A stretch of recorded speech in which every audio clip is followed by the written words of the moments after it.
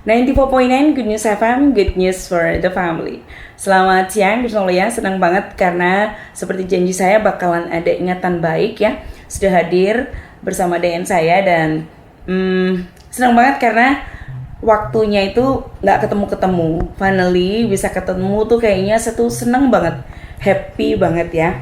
Kita bisa ketemu di setiap Jumat Komsel ya. Tapi beliau sangat luar biasa, makanya saya naksir supaya apa yang menjadi story spiritual journey beliau bisa kita dengarkan dan jadi berkat buat Good News Family semua. Yes, udah bersama dengan saya Arlen. Saya tuh kayaknya kurang ajar tau gak sih manggilnya Arlen. Dokter Arlen, selamat siang. Apa kabar? Ya, selamat siang Mbak Indi, selamat siang Good News Family.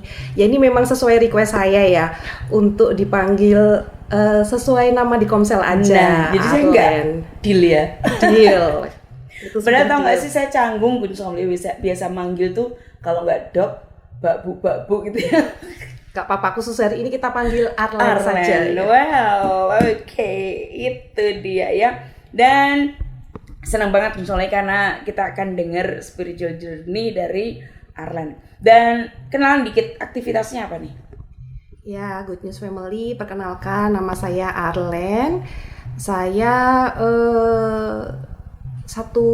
ibu dengan satu anak dan aktivitas sehari-hari saya bekerja sebagai karyawan swasta di sebuah rumah sakit di Kota Semarang. Oke. Yes. Nah, ini selalu saya tanyakan, cita-cita waktu kecil seperti saat ini atau jauh banget? Kalau ditanya cita-cita waktu masa kecil itu sebenarnya bukan seperti yang sudah saya jalani hari-hari ini ya Mbak Indi ya. Sebenarnya waktu kecil itu kalau dulu waktu SD itu kan kita selalu ngisi diary gitu ya. Cita-cita kayaknya waktu itu saya ngisinya insinyur gitu ya. Tapi setelah menjalani, karena dulu waktu kecil itu kan ini ya suka main badminton gitu ya. Nah suatu di titik itu ya pengen cita-citanya jadi atlet bulu tangkis gitulah. Nah zaman itu kan yang terkenal itu ada Susi Susanti, Mia Audina gitu ya. Aku ingat sih sampai nempel-nempel poster mereka tuh di tembok gitu ya, karena bercita-cita suatu hari nanti mungkin bisa menjadi seperti mereka gitu. Itu kelas berapa? SD itu saya mulai latihan bulu tangkis itu kelas 4. Jadi kelas 4 sampai kelas 6 itu saya kan latihan badminton ya di Magelang. Terus suatu hari sebelum lulus kelas 6 itu tuh kita pernah ada pertandingan persahabatan di Kota Solo gitu ya. Itu namanya sih Perkumpulan Masyarakat Perkumpulan Masyarakat Surakarta Pas Solo gitu ya. Singkatannya sih PMS. Jadi dia juga punya pelada gitu kayak Jarum Kudus gitu ya. Nah, ini di Solo. Nah, pelatihnya itu tuh pernah intinya menyampaikan nanti kalau lulus SD bisa langsung masuk situ gitu. Jadi waktu itu sih orang tua mengizinkan dan akhirnya kelas 6 selesai itu kami memutuskan untuk akhirnya saya itu masuk di PMS itu gitu. Jadi ya sebenarnya one step gitu ya, karena kan kalau di klub-klub di kota kecil pasti pengennya naik di pelada sebelum akhirnya ke platnas gitu ya. Jadi ya merasa itu adalah jalannya untuk menjadi seorang atlet bulu tangkis gitu. Itu minat itu ditekuni sampai usia berapa? Iya, minat itu ditekun jadi gini, waktu perjalanan saya setelah akhirnya masuk ke Solo itu bersyukurnya gini ya, di saat saya itu berlatih, jadi biasanya orang atlet-atlet itu kan pasti ada yang dikalahkan gitu ya, karena dia sibuk latihan, biasanya sih akademisnya kurang bagus gitu. Jadi saat masuk ke pelada ya udah paling ya formalitas aja, yang penting sekolah gitu ya. Tapi bersyukurnya itu waktu kelas 6 itu nem ya waktu itu ya, nem gitu ya, nemnya cukup baik dan saya bisa keterima di salah satu SMP yang cukup baik di Kota Solo ya, SMP Negeri 1 itu di Manahan deket asrama saya berada gitu. Jadi waktu itu saya masuk di SMP 1, kemudian sambil berlatih kurang lebih sampai kelas 2 pertengahan. Jadi karena orang tua saya merasa saya dinilai tidak ada kemajuan gitu. Karena di satu titik gitu ya ada pertandingan tapi saya tidak diberangkatkan gitu, malah yang lain yang diberangkatkan gitu. Jadi akhirnya ya nggak tahu ya pemikiran orang tua saya saat itu, apakah dia merasa kecewa atau apa, tapi intinya tuh di titik itu tuh langsung dijemput gitu dari sekolah gitu. Jadi nggak dikasih tahu dulu ya kan, zaman sekarang nggak ada, waktu itu kan nggak ada HP ya, jadi nggak ada info apa-apa, tahu-tahu dijemput terus dibilang ya udah kamu pulang aja gitu. Jadi itu bukan sama SMP. Itu SMP, aku SMP kelas 2. Mungkin udah lewat, waktu itu kan catur wulan ya. Entah catur wulan berapa ya itu intinya. Jadi belum kenaikan kelas kok. Jadi nggak enak banget gitu loh posisi dia narik saya pulang itu tuh, orang tua saya narik pulang itu tuh mendadak gitu. Nah, ini yang cerita waktu itu berarti sempat kepingin jadi atlet. Nah, next stepnya dari itu SMP, lalu berarti masuk ke sekolah reguler ya, SMP. Iya, SMP reguler. Terus, jadi cita-cita waktu kecil sempat jadi pengen jadi atlet. Peminatannya di situ. Well, karena kita ngomongin tentang spiritual journey, of course kita ngomongin tentang perjalanan hidup dari Arlan ya, sampai dengan hari ini.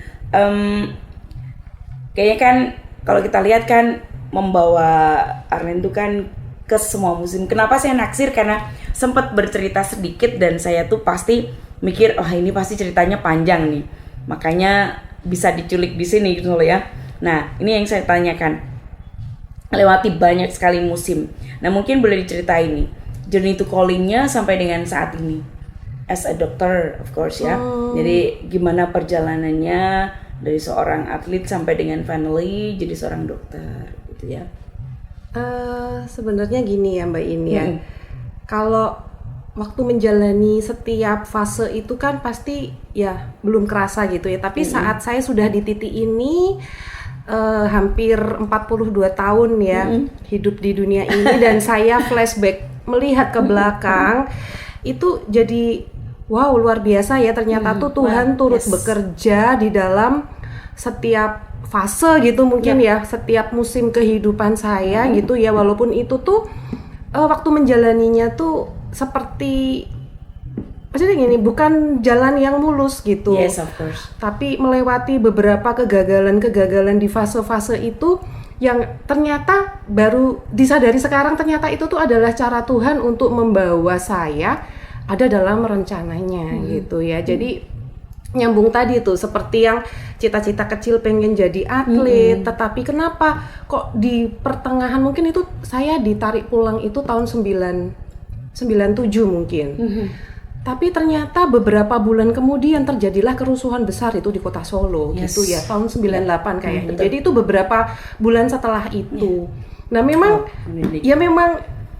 kalau itu baru saya menyadari ya kalau udah terjadi gitu. Tapi waktu menjalaninya tahun 97 waktu saya dijemput mendadak itu tuh kan ya, tapi waktu itu juga gitu, merasa duh kenapa ya nggak jelas, karena waktu itu kan nggak ada HP, nggak ada apa ya, komunikasi dengan orang tua kan paling cuman via telepon gitu. Kemudian waktu pulang ke kota Magelang gitu ya, dengan riwayat saya sebagai atlet itu kan sering kalau pertandingan gitu pasti izin 7 hari karena kan pertandingan keluar kota. Nah, jadi memang di raport saya itu tuh kok ya saya bilang itu dilalah gitu ya. Itu tuh Alpa gitu, di raport saya tuh tulisnya tuh Alpa, padahal tuh jelas-jelas saya pertandingan harusnya kan izin gitu ya. Sehingga itu menyulitkan saya saat masuk cari SMP di kota di Magelang gitu, waktu pulang lagi ke Magelang. Jadi mau masuk di negeri gitu ya yang bagus gitu tuh nggak bisa. Akhirnya berakhir saya balik ke sekolah swasta dulu saya kan SD Tarki. Jadi saya masuk lagi ke SMP Tarki waktu itu. Ya sudah, karena memang nggak bisa masuk di beberapa sekolah favorit di Magelang itu karena mereka ngelihat aku ada izin Alpanya itu Alpa 7 hari. Jadi dia merasa nggak kok kayak bolosan gitu ya. Ya udah, akhirnya saya masuk di SMP Tarkanita.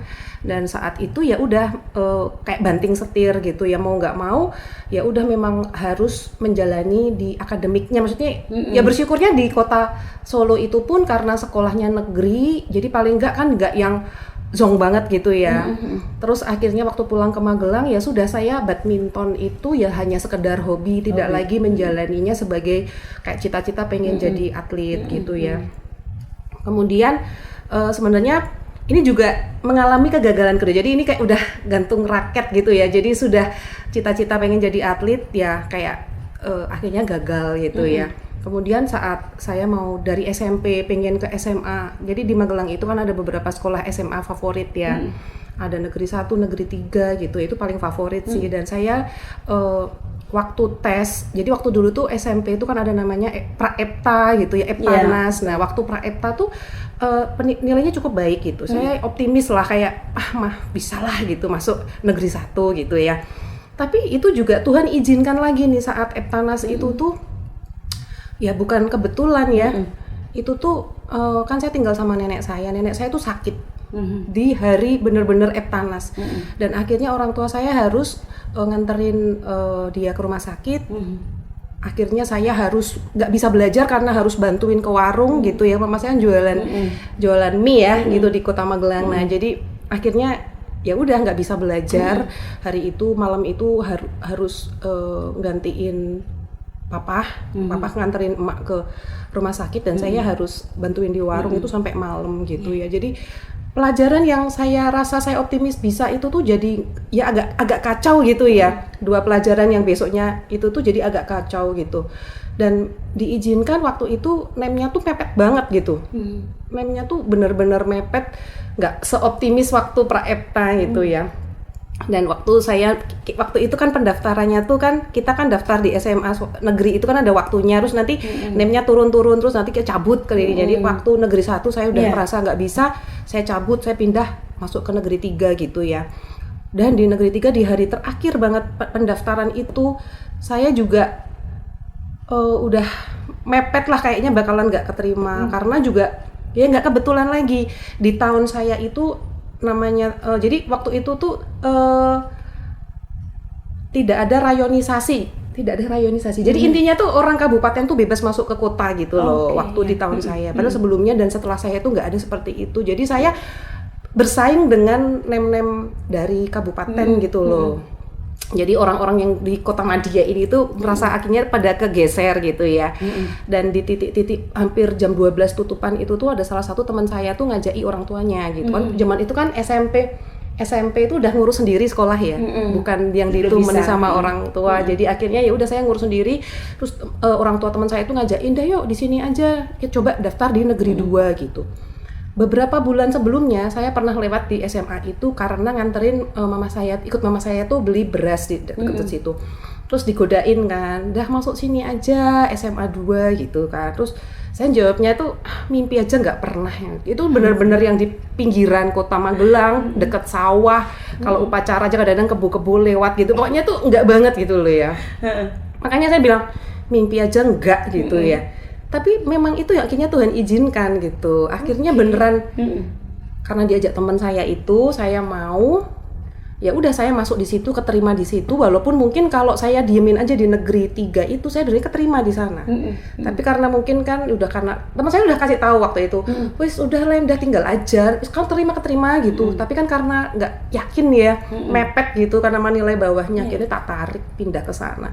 Dan beneran baru berapa hari sekolah gitu tuh teman saya yang ngajak saya ini cabut dong, pindah ke Tarki, karena itu bener-bener temennya tuh ya mungkin nggak biasa ya orang Tarki gitu, terus kayak orang desa gitu ya. Jadi tuh akhirnya dia pergi gitu, baru sekolah hari pertama, besoknya udah nggak sekolah lagi. Nah di situ saya merasa, kok aku kayak udah diajak, terus aku mau tinggal gitu ya, terus sekolahnya kayak gini jauh dari rumah. Waktu itu saya berangkat diantar pulang naik angkot, itu tuh pulang sampai rumah tuh bisa sore gitu ya. Itu tuh benar-benar bikin setiap pulang sekolah tuh nangis gitu kan, sampai mama saya tuh sampai nggak tega gitu. Dia bilang sama papa saya, "Udahlah tuh nek memang nggak betah biar pindah aja gitu." Saya ingat perkataan papa waktu itu tuh cuman bilang, kamu tuh mau sekolah apa mau nyari temen gitu intinya. Terus ya udahlah, kalau memang karena sulit transportasi udah naik motor aja gitu. Ya udah, akhirnya saya mulai bisa tetap di situ gitu, tetap memutuskan di situ. Akhirnya saya ada temen, ternyata temen SMP juga, tapi karena nggak deket ya waktu itu, tapi bersyukur masih ada temen yang satu SMP di situ, dan akhirnya saya sekolah di situ, meneruskan. Walaupun di negeri 2 itu tuh kami bener-bener minoritas banget ya, ya ampun, beneran yang di awal-awal gitu tuh bener-bener yang diskriminatif banget lah itu. Tapi ya udah, tetap kita survive, tetap kita tetap sama teman-teman, sama guru-guru kita tetap baik gitu ya. Dan ya kalau saya lihat lagi ke belakang ya, kalau memang tidak menjalani di itu ya saya nggak akan bisa sampai di titik ini gitu. Nah, SMP, SMA, kemudian di waktu mulai kita tuh pendaftaran mau kuliah nih, nah di titik itu ya.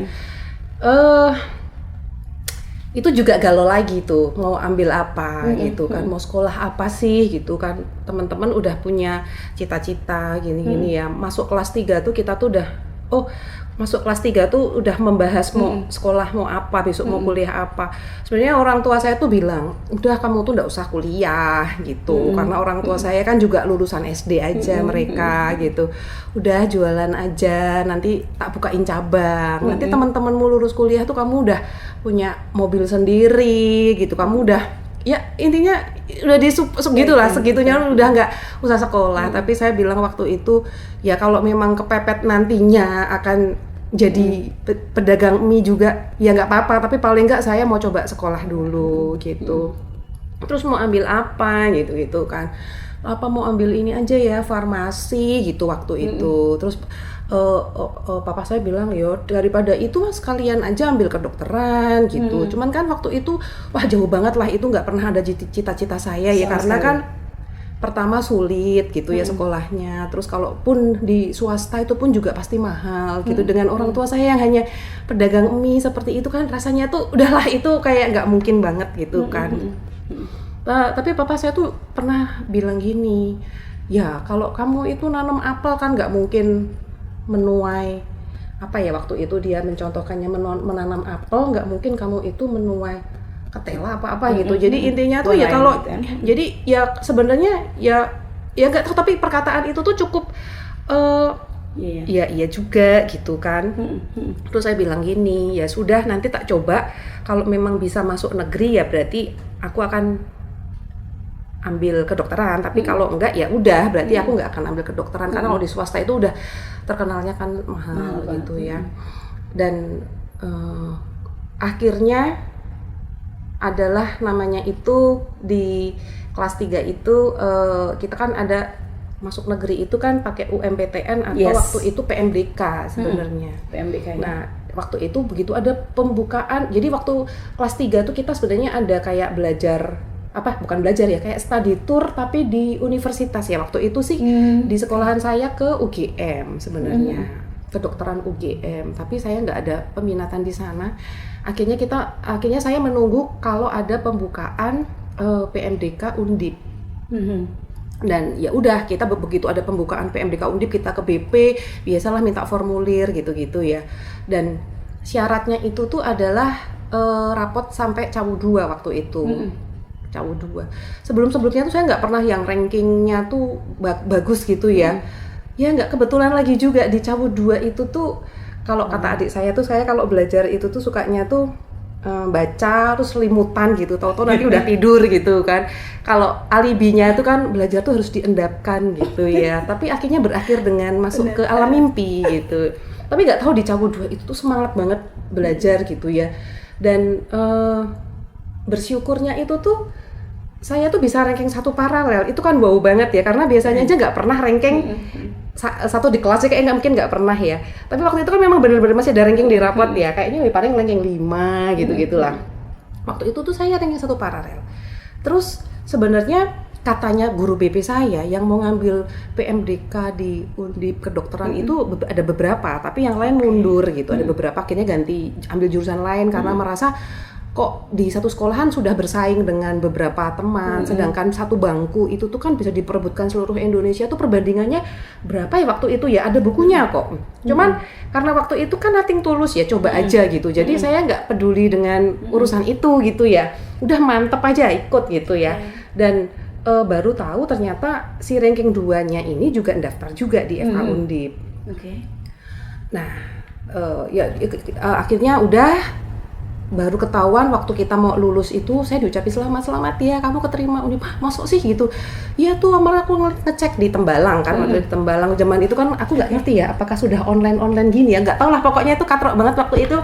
Tahun berapa ya? 2002. Nah intinya waktu itu akhirnya kita memutuskan untuk pergi ke Semarang untuk melihat sendiri yaitu kertasnya gitu. Dan ternyata ada gitu. Jadi akhirnya saya keterima dan baru tahu setelah mulai pelajaran, maksudnya sudah mulai kuliah baru tahu ternyata di tahun itu tuh memang ada jalur kerjasama gitu ya, selain dari jalur prestasi, dari jalur prestasi itu misal dia pernah juara olahraga itu kan bisa juga, atau juara atau dari memang dari akademis, satu lagi itu dia buka dari kerjasama kayaknya.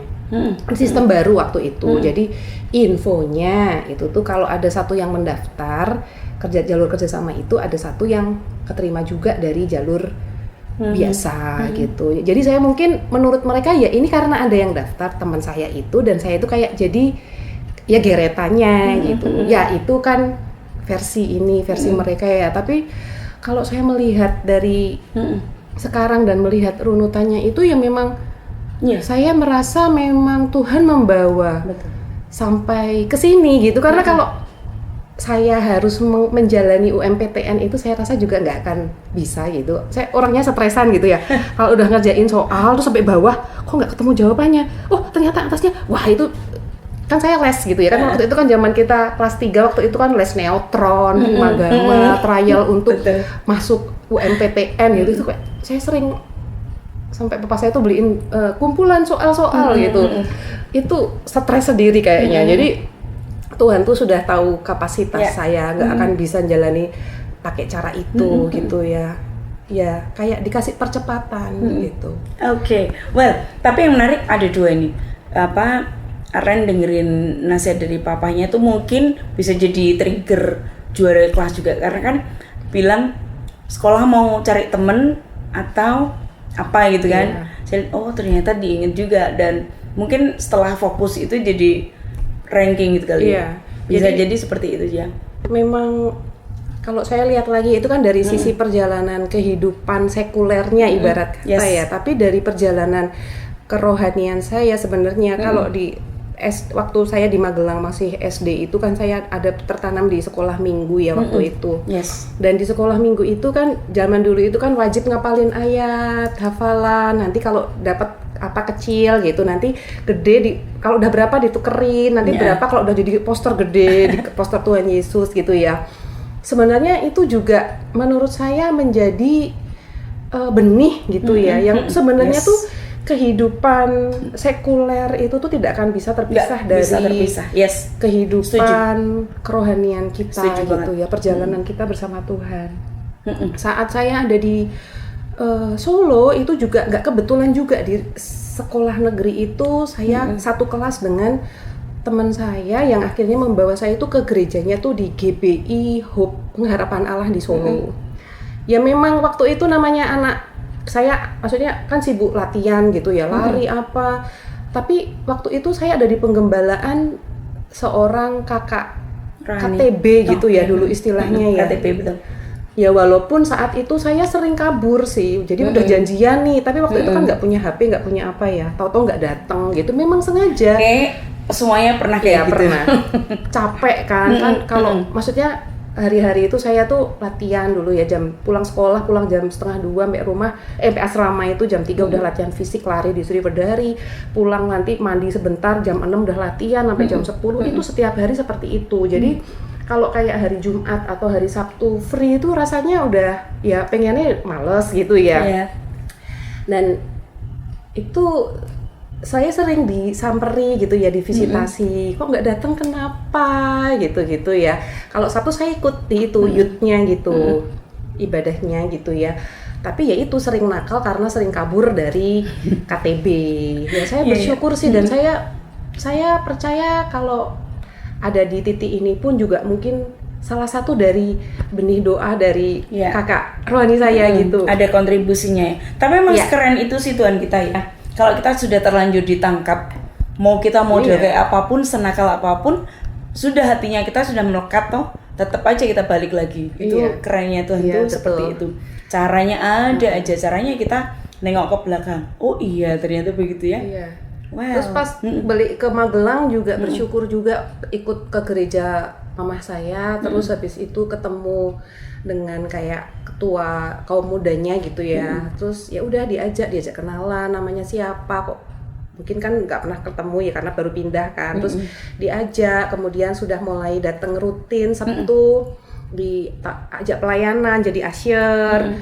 Kemudian naik lagi, udah semakin komit lagi jadi pengurus, jadi sampai di titik sebelum saya kuliah itu tuh juga jadi kayak gembala komsel gitulah ya, karena kan kalau di sana kan anak-anak SMA. Nah kebetulan yang sebelumnya itu tuh akhirnya kuliah di Jogja, akhirnya udah akhirnya dipasrahkan ke saya waktu itu ya, namanya anak SMA ya. Ya tapi di situ sudah mulai belajar namanya tuh belajar untuk bayar harga jemputi anak-anak komsel. Ya itu namanya apa ya dulu ya? Ya mirip-mirip komsel gitulah ya. Jemputin. Bener KTP kali ya. Jemputin, terus nanti nganterin pulang, hujan-hujan naik motor gitu ya. Ya itu sudah belajar dari waktu SMA itu sebenarnya. Dan waktu mau sekolah juga sebenarnya berdoa juga, ikut doa pagi gitu ya. Maksudnya tuh Tuhan mau saya itu tuh masuk kemana gitu ya. Ya walaupun dalam kehidupan spiritual saya bersama Tuhan itu tuh bukan tipe yang spektakuler gitu ya, sering mendapat pernyataan Tuhan atau mimpi atau yang ngeroh-ngeroh gitu kan, enggak sih tapi dengan berjalannya akhir tetap belajar taat, tetap setia melayani, akhirnya tuh ya Tuhan membawa ke rencananya yang indah gitu ya. Tapi memang waktu menjalaninya hari itu ya belum bisa melihat dengan sempurna gitu. Pas di hari hanya atau apa itu kan belum bisa. Itu yang menarik. Nah, sekarang terus di kedokteran. Padahal kan pindah ke Semarang ya berarti ya. Iya. Terus pelayanannya di sini sebagai di tahun 2002 itu saya akhirnya pindah ke Semarang. Nggak kebetulan juga saya punya kakak kelas orang Magelang juga yang 1 tahun di atas saya udah masuk di kedokteran. Kemudian saya ngubungin dia ngekos di mana gitu kan. Akhirnya ya udah saya pokoknya ikut dia gitu. Nah kebetulan juga dia gerejanya di sini. Jadi dari tahun 2002 itu saya sudah beribadah di GBI Gajah Mada dan bersyukur akhirnya ya mengalami pertumbuhan dan pengenalan akan Tuhan lebih lagi di sini gitu. Oke. Berarti waktu lulus di kedokteran lancar dan on time.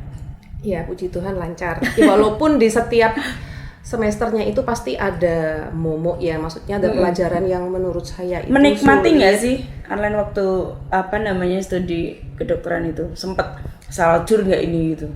Sempet. Saya tuh tipenya orangnya soalnya lebih ke mudah beradaptasi gitu ya, jadi tidak terlalu maksudnya tuh tidak sampai apakah ini salah jurusan atau mencoba untuk ini aja sih di setiap itu gitu. Jadi ya dijalani, nggak bisa ya kita belajar gitu ya, tapi tetap Tuhan tolong sih setiap semesternya itu saya ya bisa menjalani dengan akhirnya lulus tepat waktu sih intinya.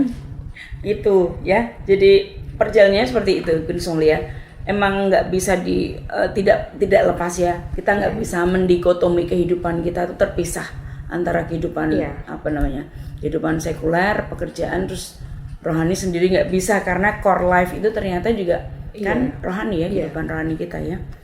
Ini menarik ya. Nah, Nah ini tadi udah tak tanyain, kayaknya mungkin nggak pernah ragu ya.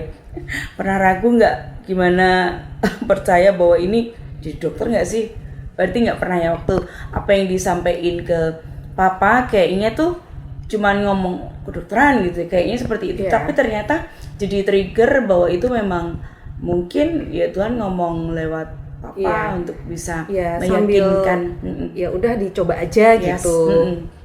Meskipun awalnya begitu ya. Ya, Coba tapi memang waktu pengumuman itu belum keluar pun saya sebenarnya, kalau nggak kan biasalah orang tua saya kan, teman-temanmu tuh sudah pada tahu mau kuliah di mana, lah kamu tuh mau kuliah di mana gitu kan, nunggu pengumuman tuh nggak keluar gitu kan. Terus sempet mau tes itu di Ubaya, mau ambil farmasi gitu ya. Itu 1 minggu sebelum berangkat tes itu baru tahu kalau akhirnya keterima gitu.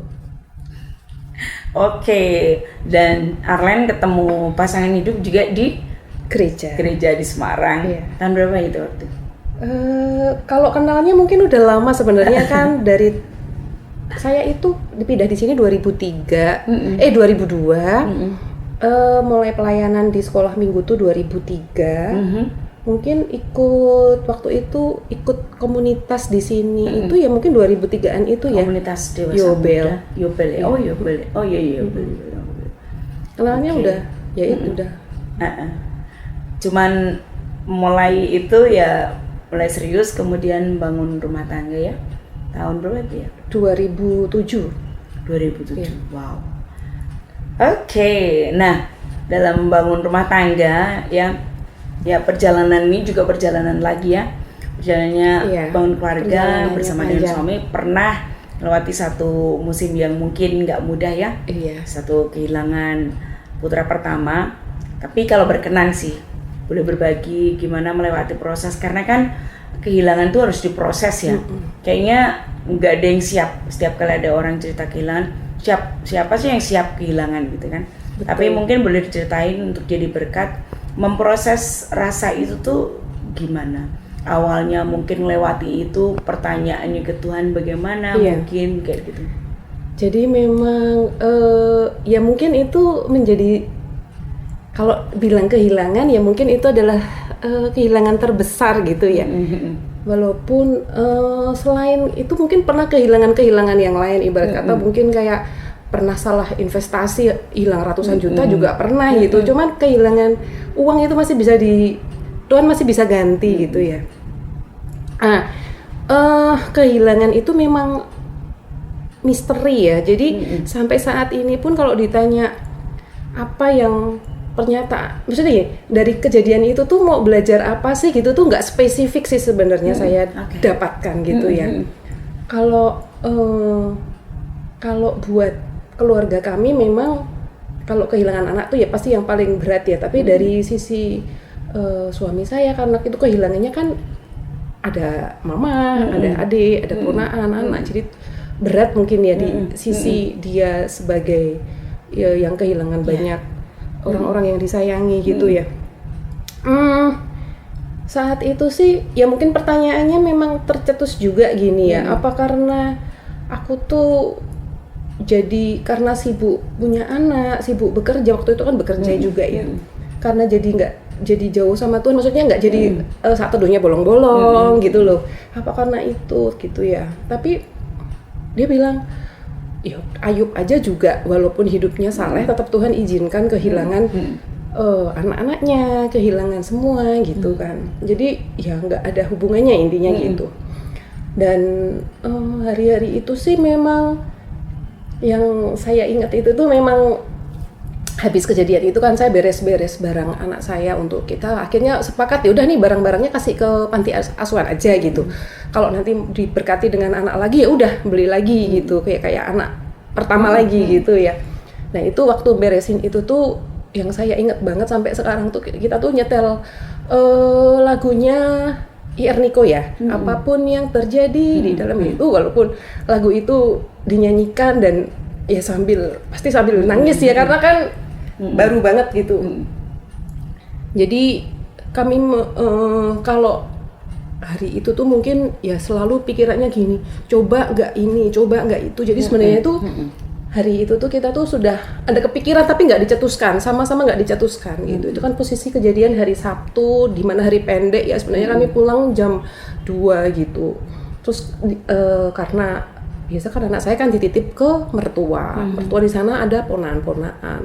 Ponaan-ponaan tuh terakhir tuh sering batuk pilek dan nular-nularin ke anak saya. Jadi waktu itu tuh sebenarnya kepikiran apa ndak usah diantar aja ya biar di rumah aja gitu sama babysitternya gitu. Tapi itu tuh nggak keluar gitu. Jadi kadang-kadang kan kalau udah kejadian gitu kan selalu kayak coba ini nggak gini ya, coba jadi kayak gini. nyalahinnya ke diri sendiri justru ya, introspeksi Iya, ini tapi ya kembali lagi memang ini sebenarnya kalau memang belum kehendak Tuhan juga pasti bisa diluputkan gitu ya. Jadi tapi karena memang itu terjadi berarti kan memang sudah ada campur tangan Tuhan di situ gitu ya. Terlepas dari apapun alasannya gitu ya. Jadi ya tapi kami memutuskan untuk ya apapun yang terjadi Tuhan Yesus tetap baik. Walaupun mengalami kehilangan seperti itu tetap tidak membuat kami akhirnya kecewa sama Tuhan gitu ya. Itu tuh jadi walaupun itu sudah lama sebenarnya saya enggak ada apa-apa tapi tetap masih sedih kalau seperti itu. Karena kan kalau memang lihat foto gitu atau kadang-kadang kan Petra tak kasih tahu nih kokonya ulang tahun loh ini gini tapi ya tetap sedih gitu. Walaupun udah lama gitu ya. Soalnya juga tetap lewat proses ya kelahiran jadi memang ya udah akhirnya kita memutuskan waktu itu sih ya udah jadi yang terakhir di bayangan saya waktu dia berangkat itu. Setelah itu saya sudah nggak pernah lihat lagi gitu. Ya udah jadi kita memutuskan apapun yang terjadi ya Tuhan tetap baik, kita tetap melayani, kita tetap tidak ada yang berubah. Bahkan semakin kesini juga kehilangan itu tuh saya maknai lebih mendalam gitu ya. Kenapa orang merasa kehilangan gitu? Karena dia merasa itu miliknya gitu. Padahal sebenarnya kan semuanya itu tuh sebenarnya hanyalah kepercayaan ya yang Tuhan tuh berikan buat kita gitu. Nah memang akhirnya sekarang ya kalau saya melihat suami, melihat anak atau pekerjaan saya hari ini ya saya percaya itu kepercayaan yang Tuhan beri gitu. Bagian kita hanyalah sebagai hamba kita harus menjadi hamba yang setia, mengupayakan yang terbaik gitu ya. Kalau misalnya someday kita harus berpisah dengan mereka, harus kehilangan mungkin jabatan, ya mungkin memang itu kita sudah selesai dengan semua itu gitu. Jadi itu aja sih yang sekarang mungkin lebih mendalami kenapa kita kehilangan karena kita merasa itu tuh punya kita genggam erat gitu. Jadi ya udah prefer kita sekarang memaknai semua itu adalah kepercayaan. Jadi ya kita memang bukan pemilik dari semua itu gitu. Kira-kira melewati masa berat itu sampai dengan apa ya namanya? Tidak lagi berdialog untuk menyalahkan diri sendiri dengan if macam-macam gitu. Enggak sih, akhirnya itu memang hanya kayak di beberapa dekat itu aja. Setelah itu ya sudah nggak berpikir yang negatif lagi, lebih berpikir ya intinya gini, dia nggak akan balik ke sini gitu, tapi kita yang akan ke sana gitu. Jadi ya sudah penghiburan yang paling kuat gitu ya. Memang ini. Jadi memang dia nggak akan kembali ke saya apapun yang terjadi kan gitu. Tapi suatu hari ya memang nanti saya yang akan kembali ke Bapak. Ada yang membuat satu-satu hal yang sangat kuat yang menguatkan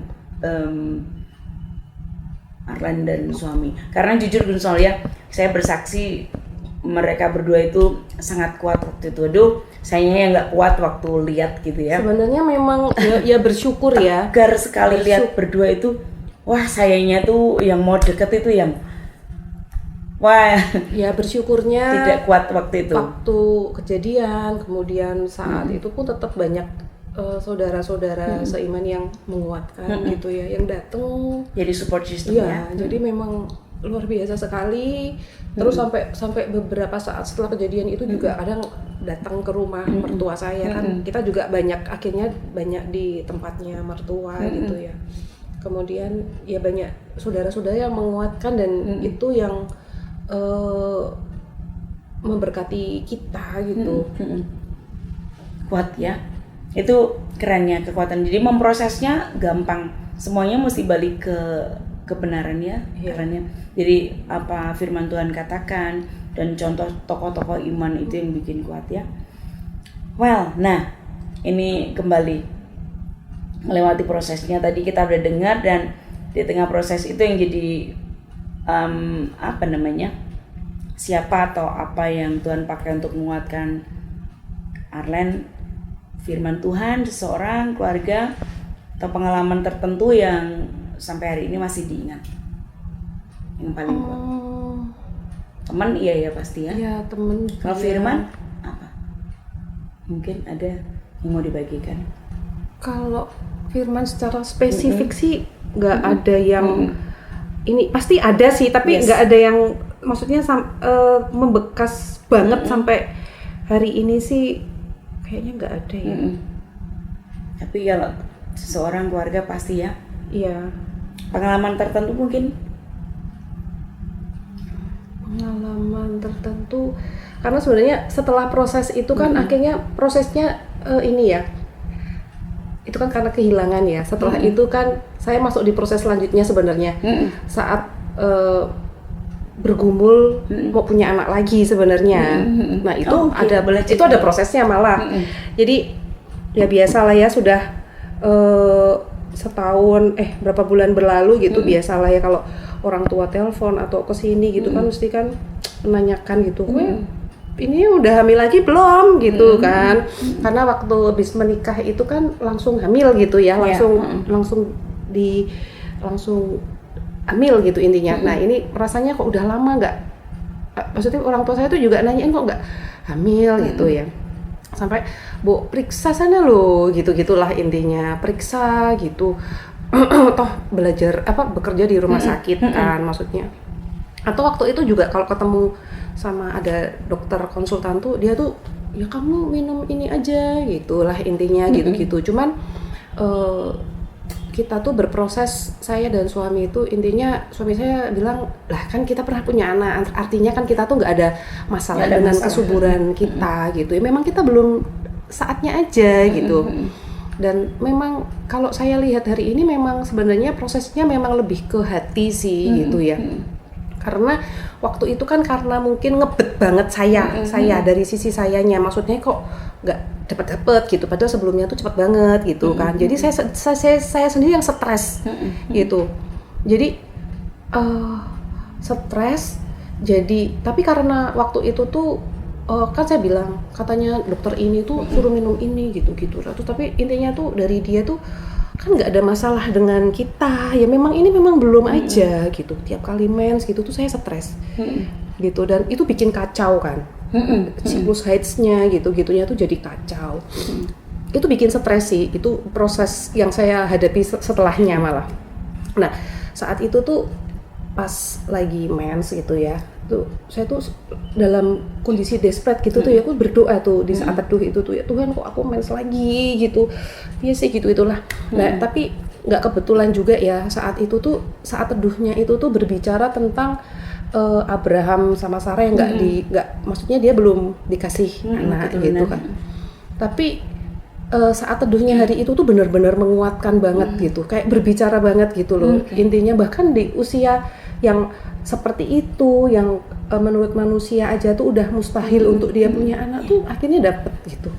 Jadi sebenarnya akhirnya saya sampai akhirnya tuh setelah saat teduh itu selesai tuh saya tuh kayak nangis gitu ya, Tuhan terus minta ampun lah. Habis itu setelah saya diberkati dari kisahnya Abraham dan Sarah, habis itu saya belajar untuk percaya, karena sebenarnya kan Tuhan melihat iman Abraham itu sebagai kebenaran gitu ya, dan belajar untuk percaya. Nah setelah itu sih akhirnya saya nggak terlalu fokus dengan, nah kebetulan memang akhirnya dokternya tuh teman saya tuh bilang udahlah kamu tuh diet dulu gitu, karena waktu itu kan habis punya anak itu masih agak gede kan, jadi sempat karena di fase stres itu tuh saya sampai USG gitu, ini sel telurnya kecil-kecil, nggak akan hamil, udah kamu diet dulu. Nah habis itu ya udah saya menyibukkan diri dengan diet sebenarnya, tapi di fase akhirnya saya nggak fokus sama pengen punya anak itu,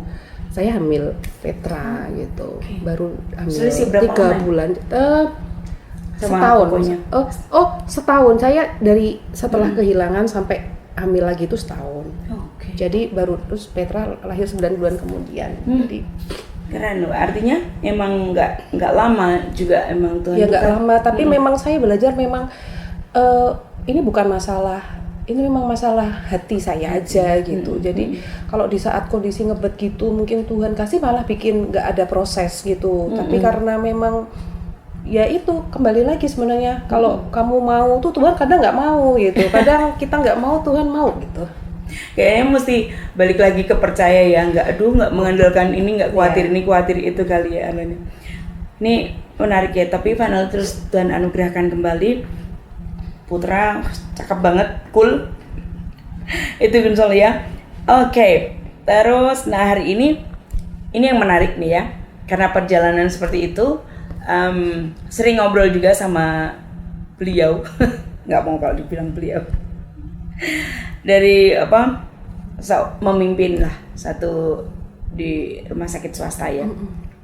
Nah, setelah ngelewatin berbagai musim kehidupan ya, gimana pengalaman itu membentuk cara Arlen memimpin orang lain dan melayani. Mungkin kalau pasien enggak ya berarti yang melayani, mungkin yang dipimpin dan mempengaruhi bagaimana memutuskan sesuatu gitu ya. Karena kan ngelewatin itu kan kayaknya semuanya mesti balik lagi ke Tuhan kan. Kalau kita bilang mikir ini stres dengan segala sesuatu yang kita pikirkan sendiri dari diri sendiri kan kayaknya fail itu ya dari pengalaman sekarang ini. Mungkin banyak mempengaruhi cara memimpinnya juga ya. Iya. Sebenarnya kalau ini juga salah satu fase ya, fase dari kehidupan yang memang saya lihat juga Tuhan membawa saya di titik ini gitu dengan prosesnya mempersiapkan saya gitu ya. Itu tuh memang ya luar biasa banget gitu kalau saya lihat ya. Walaupun kalau ditanya sih sebenarnya saya cita-citanya nggak usah jadi pemimpin gitulah ya. Saya cukup sebenarnya tuh kenapa saya mau kerja lagi waktu itu. Jadi kan saya punya anak itu saya memutuskan untuk resign. Nah, ini yang menarik nih, Gunsoli, boleh ceritain. Karena kan dari kerja terus kemudian kerja lagi di tempat yang sama. Jadi ini memang hal yang memang waktu dulu kehilangan anak itu kan sebenarnya ada salah satu ini ya, Tuhan, saya tuh prefer kehilangan pekerjaan, kenapa kok malah kehilangan anak gitu ya. Terus ya itu sebenarnya nggak ada hubungannya lagi sih, tapi karena akhirnya dipercayakan lagi dan sekarang itu kami juga kesulitan. Kalau dulu kan masih bisa dititip mama mertua, sekarang nggak ada. Dan kami sepakat akhirnya ya sudah, kalau memang kita dipercaya punya anak lagi ya udah, artinya saya yang akan mengasuh sendiri. Akhirnya saya memutuskan untuk mengundurkan diri. Waktu itu saya posisinya jabatannya di manajer pengadaan gitu ya, penunjang medis. Sebenarnya 5 tahun di rumah saya bekerja online shop lah, apapun itu tuh saya melihat Tuhan tuh selalu memberkati loh. Walaupun ya at least bisalah punya uang sendiri gitu loh. Kalau dilihat hanya itu tuh bisa gitu. Jualan apa saya memang sukanya tuh menjual sebenarnya tuh, jiwa wira swastanya tuh tinggi ya, entrepreneurship gitu. Nah jadi suka berjualan gitu dan bersyukur loh saya sampai melihat kadang tuh anak-anak Tuhan itu tuh kalau ya deket sama Tuhan, dia mau ubet sedikit itu pasti Tuhan berkati loh sebenarnya itu gitu. Jadi sebenarnya kalau saya melihat kok misalnya tiba-tiba ada orang yang masih bergumul dengan pekerjaan atau berkat gitu ya, sebenarnya balik ke basic sebenarnya hubungan dengan Tuhannya ini mungkin yang harus deketin lagi. Saya nggak mau menghakimi orang sebenarnya ya. Cuman barangkali dengan akhirnya kita dekat lagi dengan Tuhan itu tuh nanti akan dibukakan pintu-pintu berkat, ditemukan dengan orang-orang yang baik, orang-orang yang bisa menolong kita gitu ya. Betul, setuju. Nah akhirnya saya memutuskan untuk bekerja lagi. Itu juga prosesnya nggak sengaja sebenarnya itu. Tiba-tiba pas Petra sakit, saya coba ngubungin teman saya, kemudian mungkin dia inget ya karena mungkin lagi ada rekrutmen, kemudian ditawari mau kerja lagi nggak gitu. Nah akhirnya saya kerja lagi. Sebenarnya cita-citanya cuman balik ke posisi yang sebelumnya gitu ya. Walaupun masuk sih saya mulai lagi dari bawah lagi gitu ya. Ya itu juga ada prosesnya di situ ya. Walaupun awal-awal kayak merasa mengalami ketidakadilan gitu ya, tapi tetap akhirnya Tuhan kembalikan gitu.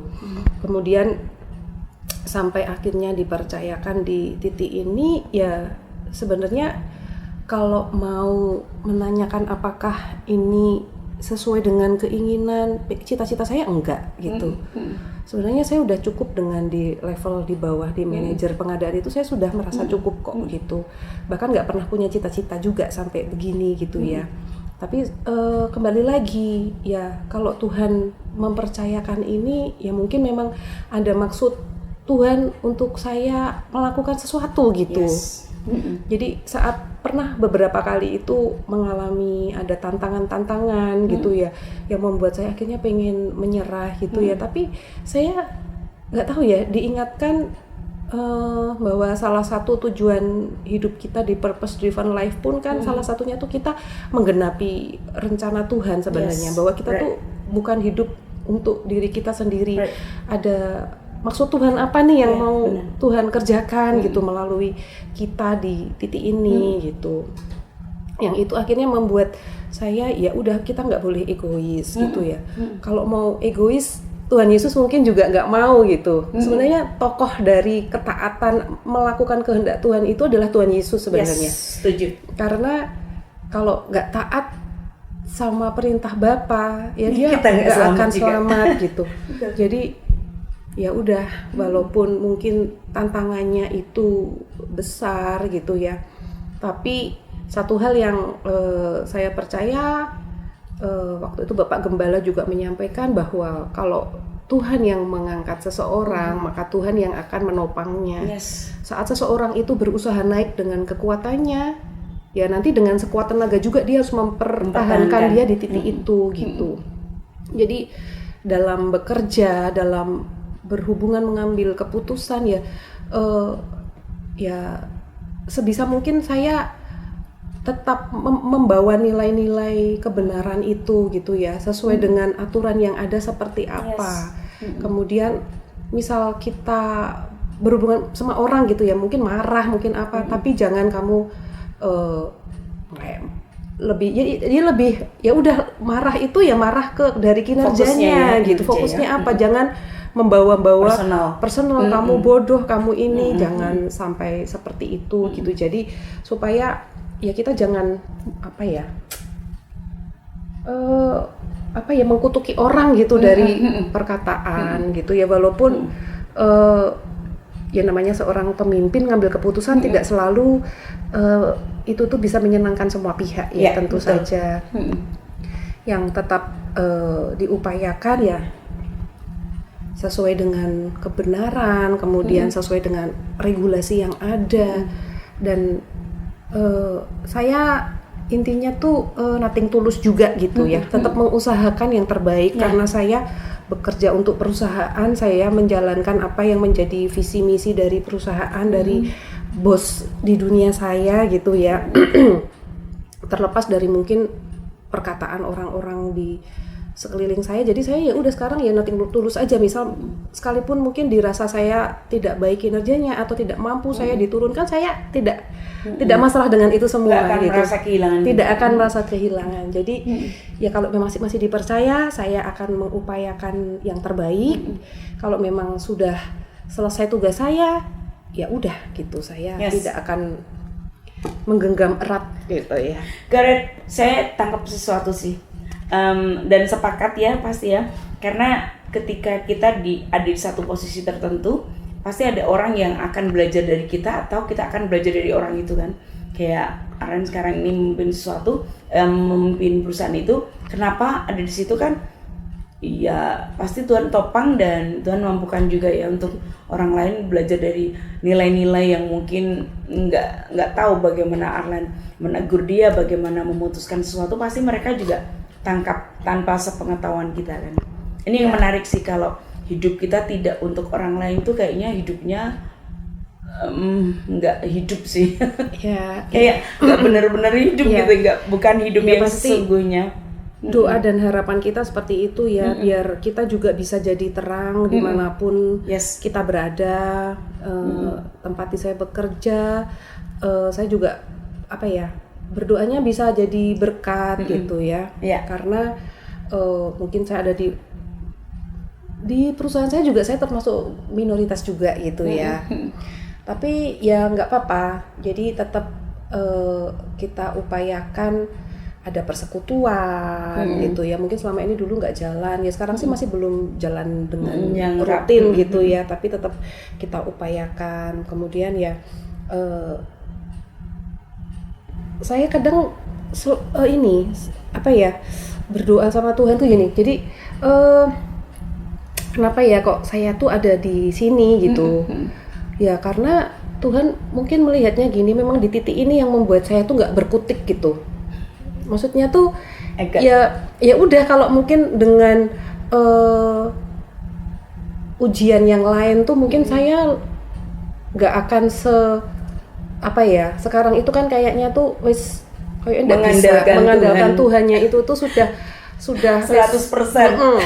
Tapi kalau ujian yang lain tuh mungkin saya masih bisa nakal gitu ya, lolos gitu. Jadi kalau ini tuh sudah dipegang gini, wes remeh apalagi gitu, nggak bisa gitu. Jadi ya udah, makanya mungkin memang ilustrasi yang paling tepat itu harus kayak harus di titik ini gitu. Kadang kan memang Tuhan menguji kita tidak harus dengan penyakit atau sakit atau kejatuhan. Kadang-kadang juga di posisi seperti ini tuh juga udah menjadi ujian gitu buat saya gitu. Saya pernah sharing itu juga di Komsel ya. Kadang merasa orang, lo kan kamu enak menjadi pemimpin tinggal tunjuk-tunjuk ya apa gitu, enggak seperti itu juga gitu ya. Jadi, pergumulannya berbeda ya, kapasitasnya berbeda ya. Tapi saya sampai yang paling menarik, sampai merasa ini adalah salib yang harus saya pikul gitu. Jadi apa ya? Totally yang kayak mengandalkan Tuhan, nggak bisa lagi aku ada apa sih dari kita, dayanya apa tuh sudah kayak yang zero ya dari kita ya. Pokoknya Tuhan aja, apapun yang terjadi tuh nih, kalau nggak kelakuannya bapakku tuh kayaknya nggak mungkin gitu kan. Memang perbuatannya bapak harus mengandalkan Tuhannya tuh harus pol gitu di titik ini gitu. Itu memang setiap kita ya, soalnya mungkin Anda mungkin di musim apapun juga kayaknya harus ke situ, ujungnya ke sana. Ini yang saya lupa tanyakan, kebaikan Tuhan menurut Arlen, definisi sederhana lah. Kebaikan Tuhan lupa. Oh, kebaikan Tuhan ya. Kebaikan Jadi, Tuhan sebenarnya tuh kebaikan ya, Tuhan itu sebenarnya tuh selalu baik. Hanya kita itu kadang itu manusia menilai baik apa enggak itu kan karena sesuai maunya kita kan. Maksudnya tuh ini sesuai dengan rencana kita, definisi kita ya, sesuai dengan kebutuhan kita gitu. Kalau nggak dikasih itu, kita menyebut Tuhan nggak baik. Padahal sebenarnya Tuhan itu baik, walaupun itu tidak sesuai dengan maksud kita. Padahal Tuhan tuh punya rencana yang lebih baik lagi, tapi kita nggak bisa melihat gitu. Jadi kalau kebaikan Tuhan itu selalu baik buat hidup kita gitu. Tuhan selalu baik ya. Tuhan selalu baik ya, dan dia selalu ada buat kita. Nah, ini closing statement kayak apa ya, pesan semangat lah buat Gunsolisme ya. Dari seluruh rangkaian perjalanan Arleni sampai dengan saat ini, dari tadi ceritain terlalu panjang ya. Karena itu 42 tahun gitu ya. Ini dengerin seneng soalnya. Jadi kalau panjang nih saya yang happy. Nah, sampai dengan saat ini mungkin boleh diceritain kesetiaan Tuhan yang paling ingin Arlen sampaikan buat Good News Family, buat pendengar yang sedang menghadapi musim hidupnya masing-masing. Kita nggak pernah ngerti apakah mereka ada di musim yang serupa atau apapun itu. Mungkin Arlen bisa kasih satu pesan yang Ya, pesan saya untuk seluruh Good News Family, dalam kehidupan kita harus percaya bahwa selalu ada maksud dan rencana Tuhan yang terbaik untuk kehidupan kita. Saya percaya tidak ada hal yang kebetulan ya, baik itu melalui kegagalan ataupun keberhasilan, atau mungkin tampaknya Tuhan itu diam gitu ya. Tuhan itu mau kita menunggu, itu tuh tetap sebenarnya itu tidak kebetulan gitu ya, selalu ada rencana Tuhan. Oleh sebab itu mari kita memaknai hidup ini tuh, ini adalah anugerah, kita harus percaya Tuhan dengan lebih sungguh-sungguh lagi, karena dalam segala keadaan ya ini ya, saat kita mungkin sedang mengalami masalah ataupun kekhawatiran yang besar gitu ya, kita harus percaya bahwa kita itu dikasihi, dan kita dikasihi oleh Tuhan yang Maha Kuasa, Tuhan yang paling berkuasa. Jadi apa sih yang membuat kita khawatir gitu? Jadi kadang-kadang seringkali kekhawatiran itu datang ya saat ada masalah gini. Kekhawatiran di otak saya ini nih muncul, dan mungkin juga Good News juga mungkin mengalami, itu menyebabkan orang itu overthinking sebenarnya, untuk mengkhawatirkan banyak hal yang sebenarnya itu belum terjadi. Nah, sebenarnya saat itu datang, saya hanya bisa berkata dalam diri saya katakan bahwa saya itu dikasihi Tuhan yang paling berkuasa gitu. Jadi sebenarnya aku khawatir akan apa gitu. Jadi ya udah, daripada kita mengkhawatirkan itu, kita serahkan saja sama Tuhan. Kita percaya akan firman-Nya, akan setiap janji-janjinya. Sebenarnya itu yang akan membuat hati kita tuh tenang, membuat hati kita tuh tetap ada dalam damai sejahtera gitu ya. Dan kita juga belajar jadi hambanya yang setia. Kita memaknai hidup ini adalah kepercayaan. Kita jadi hamba yang setia, kita terus mengupayakan mengerjakan yang terbaik, melayani Tuhan yang terbaik, bekerja, ibadah juga kita harus memberikan yang terbaik, karena sebenarnya dengan kita itu memiliki integritas dalam kehidupan rohani kita, itu sebenarnya itu dampaknya juga dalam kehidupan sekuler kita gitu. Itu sih, tetap semangat Good News Family. Semoga melewati masa-masa yang sulit, musim-musim yang sulit ini, kita tetap bisa melihat bahwa Tuhan itu selalu baik.